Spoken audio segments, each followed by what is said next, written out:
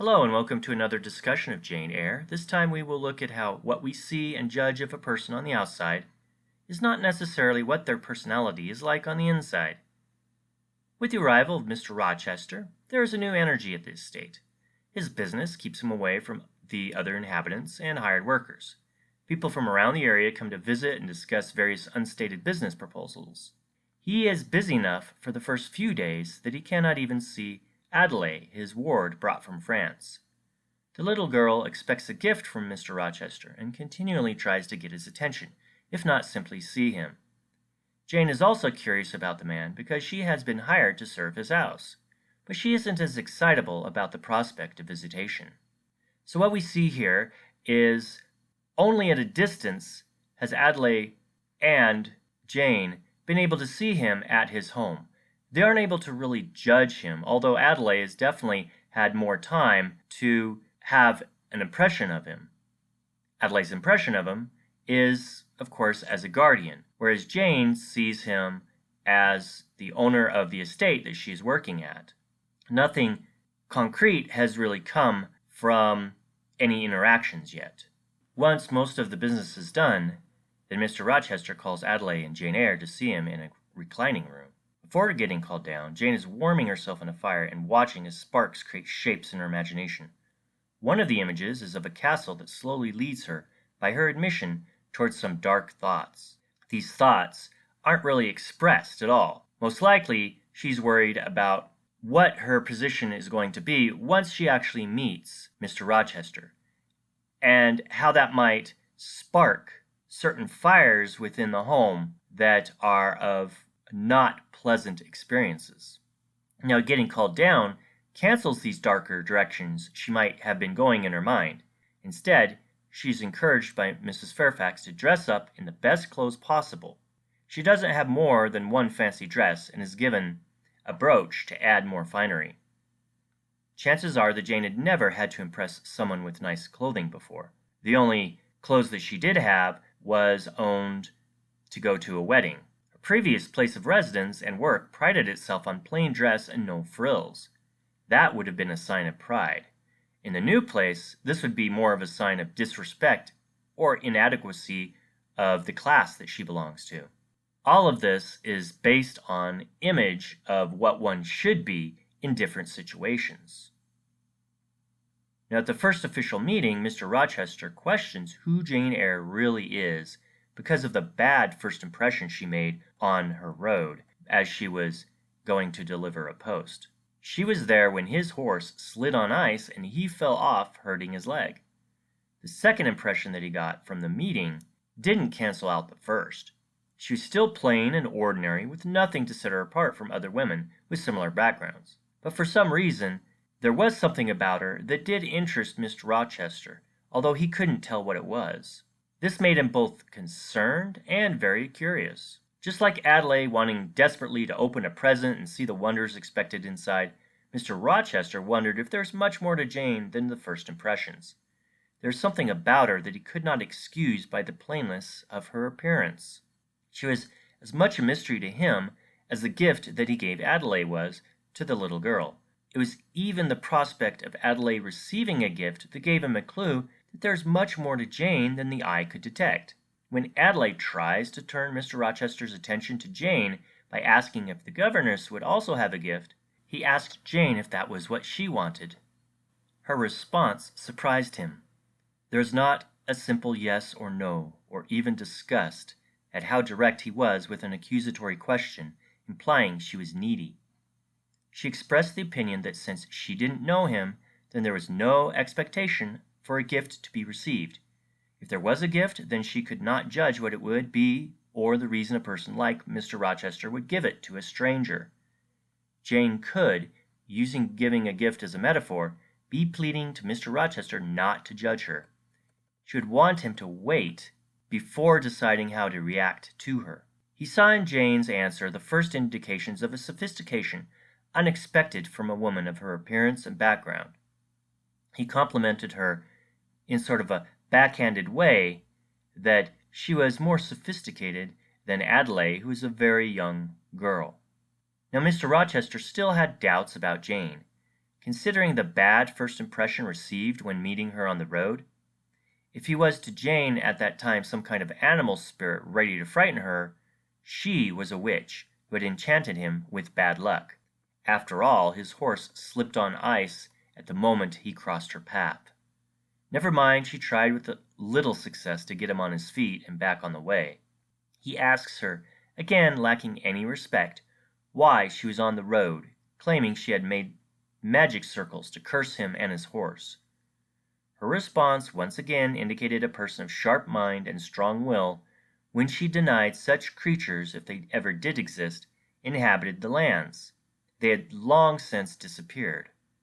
Mrs. Fairfax cuts in and tries to soothe things over with compliments about Jane, but Mr. Rochester doesn't want to hear platitudes. He wants to judge for himself. In fact, that is something that Jane really wants him to do, to judge carefully and from other impressions than just what happened on the road. So here you have two strong personalities, one subtle and quick with words, and the other blunt. Where Mr. Rochester had first accused Jane Eyre of evil intent and witchery, he now turns around and considers her a nun or a religious shut-in.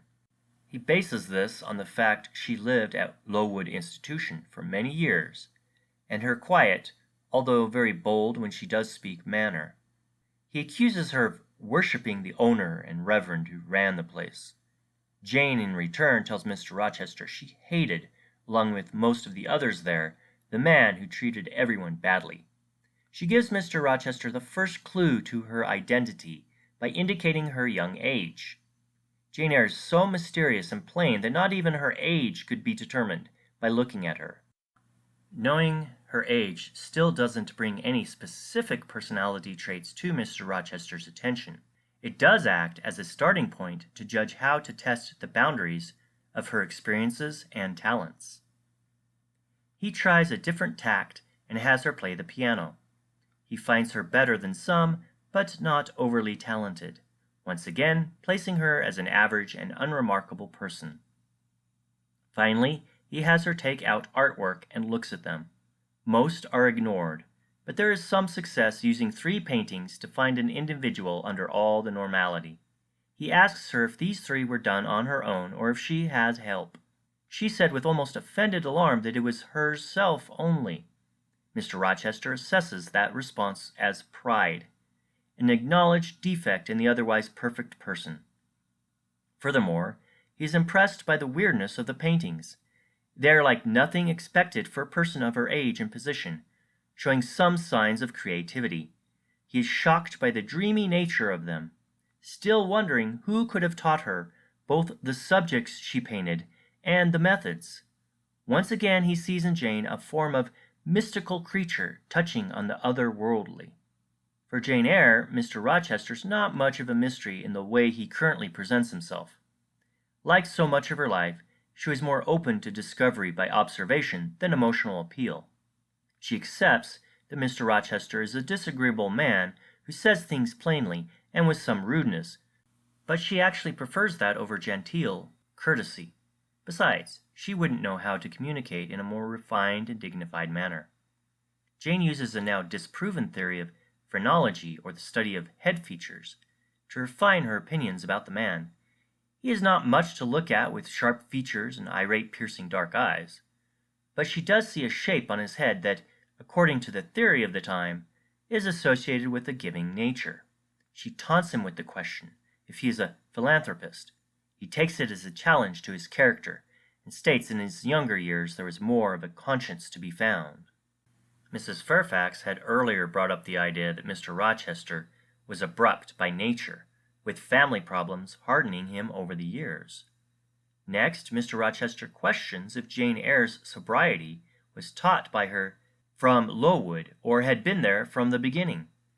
The question of innate natural personality is fully brought forward by Jane Eyre questioning Mr. Rochester's possible goodness. He defends his behavior by explaining how, over the age of 21, things happened in his life to harden him.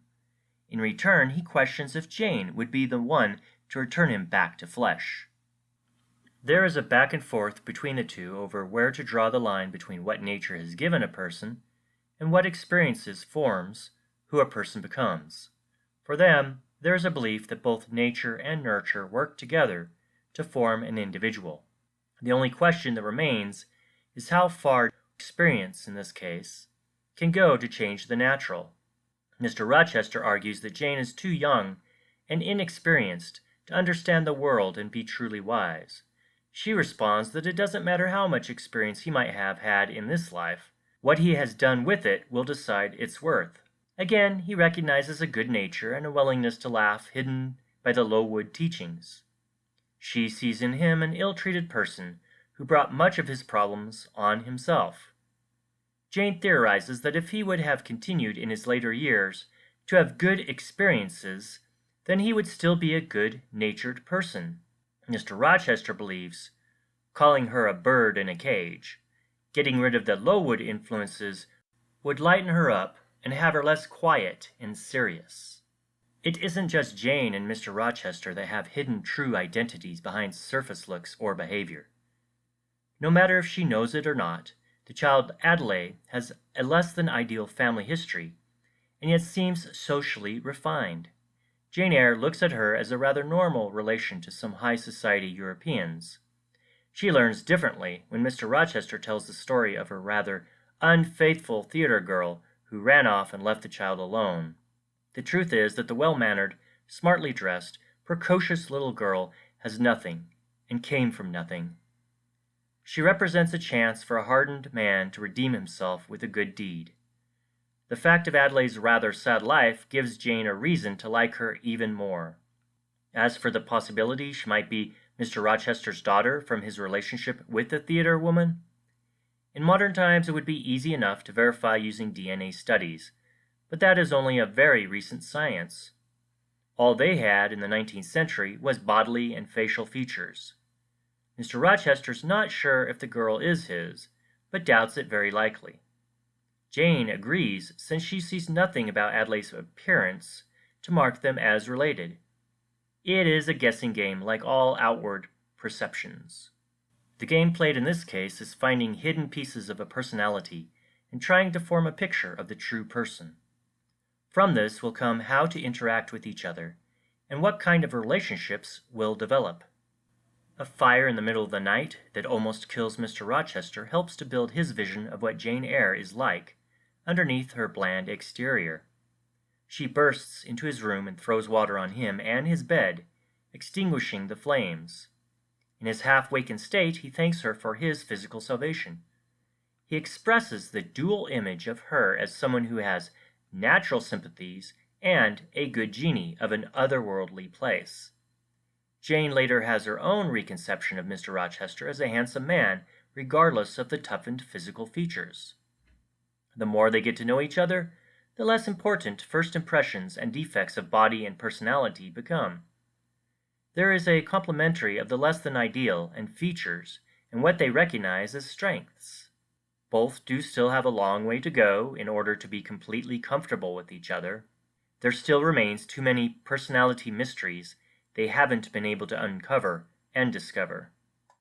The fire also made Jane Eyre much more suspicious of Grace Poole, the house attendant that everyone points out laughs strangely and makes all the noises.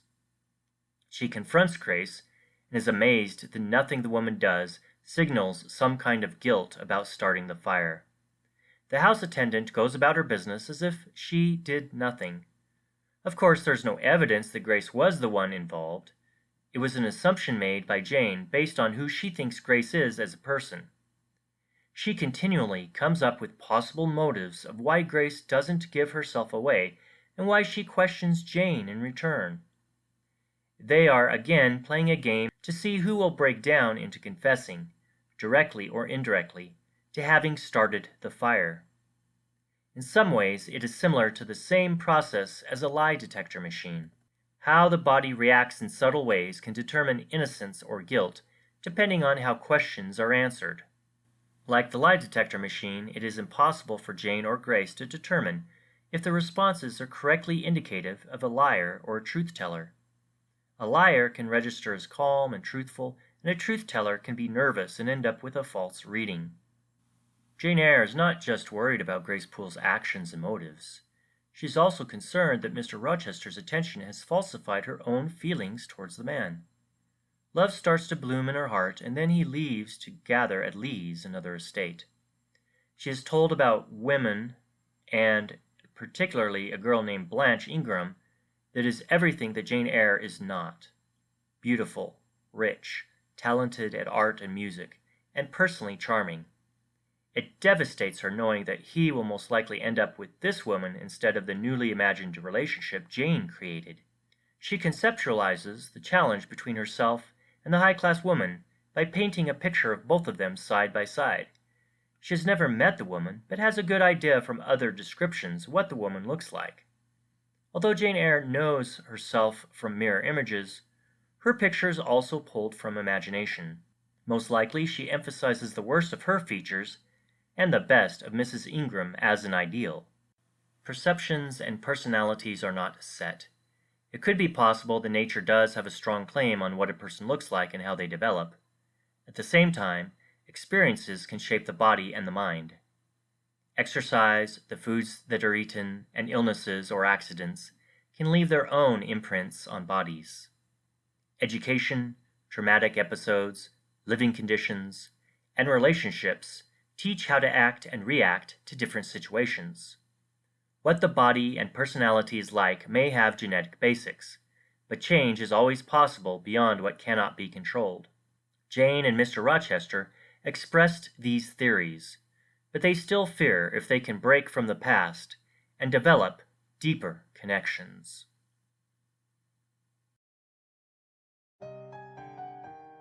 Click the subscribe button and notification bell to not miss the next installments and analysis.